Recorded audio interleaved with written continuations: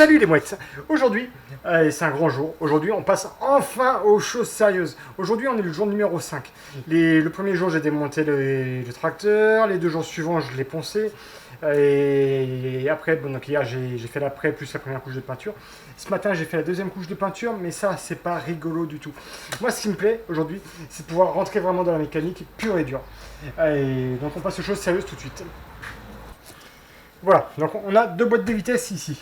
Une qui est manuelle et l'autre qui est hydrostatique. Hydrostatique, c'est-à-dire c'est automatique, hein, on peut comparer ça à une voiture automatique.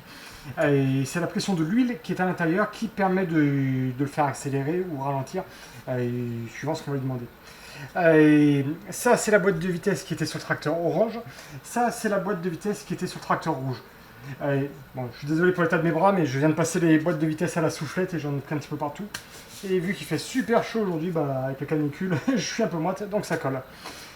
Et donc là, j'avais une boîte de vitesse qui était automatique sur le tracteur rouge. Je ne la garde pas. Pourquoi? Parce que les boîtes de vitesse hydrostatiques ne sont pas conçues pour rouler à des vitesses très importantes. Par contre, celles-ci, qui sont entièrement mécaniques, plus on tourne vite et plus on peut rouler vite. Par contre, bon, l'étape numéro 1, ça va être de retirer la poulie dans ce cas de par contre, j'ai pas de pince à circlips. Je vais essayer de me bricoler quelque chose. Après avoir lutté quelques minutes avec 2 tournevis, j'ai réussi à avoir mon circlips. Mais une chose est sûre, c'est que je vais acheter très rapidement une pince à circlips. Parce qu'avec ça, ça n'ira pas.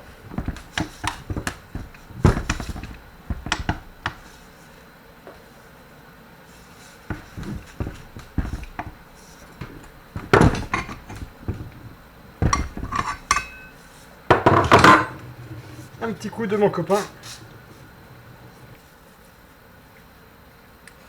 Bon, j'ai démonté la commande de boîte de vitesse.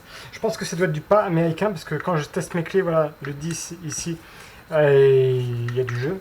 Et si je teste du 9, le 9 il rentre même pas dessus. C'est dommage que j'ai pas les clés américaines parce que je gagnerais un temps fou.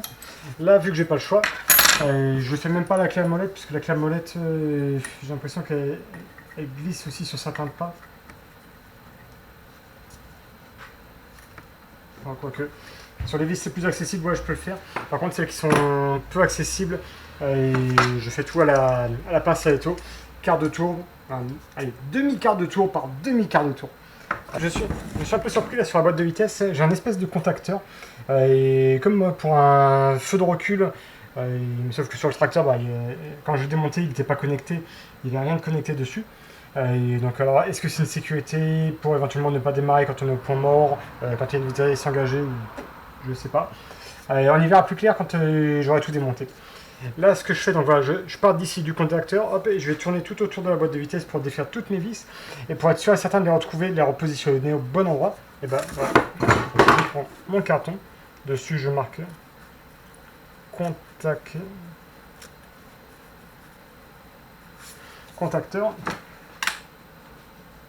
Je prends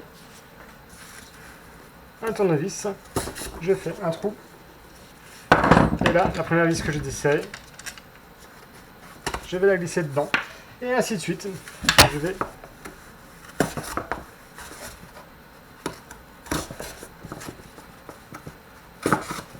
Là, il me reste 2 vis encore à retirer. J'arrive pas à les enlever parce qu'elles sont inaccessibles. Et vu que c'est du pas américain, nous, nos clés en France, elles sont en centimètres, le système métrique, alors que les Américains sont avec un système en inch ou en pouces. Donc, c'est pas la même mesure. J'ai pas les clés adaptées, je peux pas les enlever. Et donc, je vais tester quelque chose.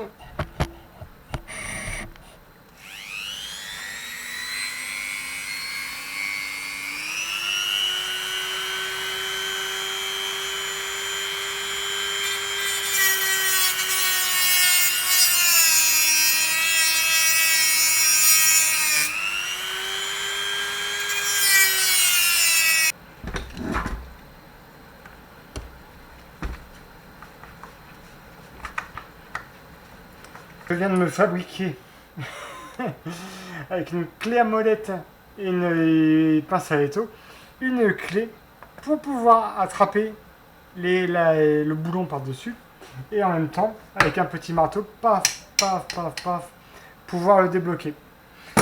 Bon, Maintenant que j'ai enlevé toutes les vis, c'est beaucoup plus facile de l'ouvrir.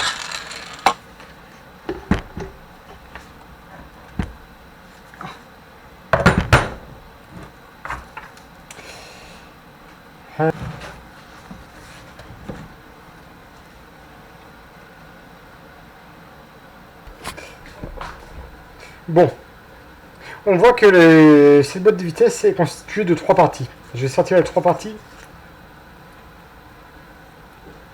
Hop, j'en pose une ici. Une ici. Et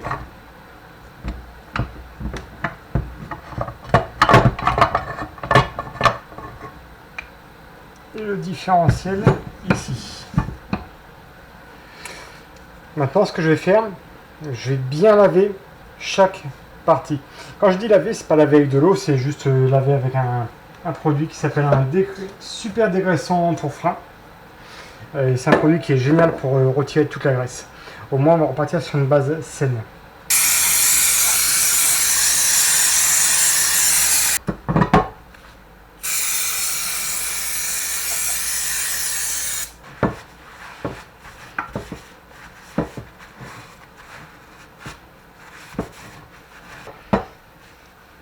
Il faut savoir que sur la plupart des boîtes de vitesse, là on est sur quoi? On est sur une Peerless série 5. Et sur la plupart des boîtes de vitesse, on ne trouve pas de l'huile, comme on peut voir ici, mais souvent c'est de la graisse. La graisse, quand elle chauffe, elle perd tous ses pouvoirs de lubrification. Donc c'est pour ça qu'il vaut mieux travailler sur une huile plutôt que sur de la graisse.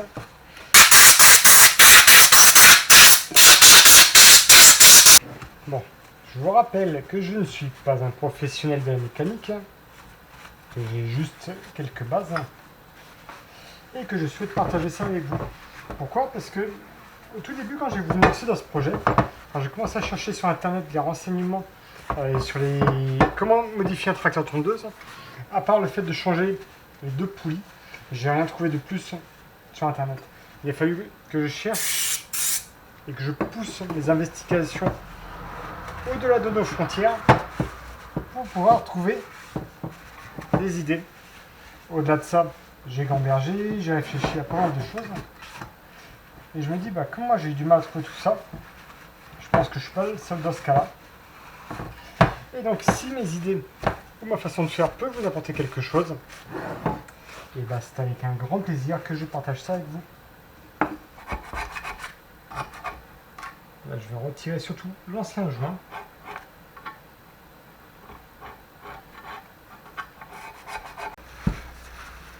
Donc on a vu que la boîte de vitesse, la partie basse, était divisée en 3 parties. Je vais nettoyer la première partie avec un produit qui s'appelle le dégraissant tout métaux.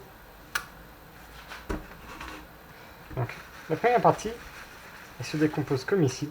On a des bagues en bronze.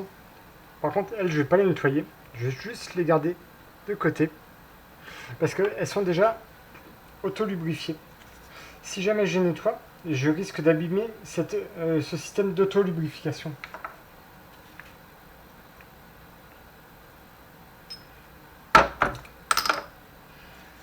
Donc là, je demande. Voilà, je change de camp. Ça, c'est pas approprié. Coupé. Voilà, ça y est. Là, on est prêt.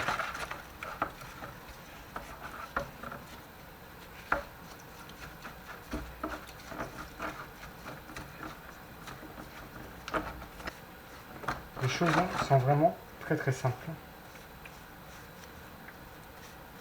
Il n'y a qu'un seul sens pour poser les engrenages.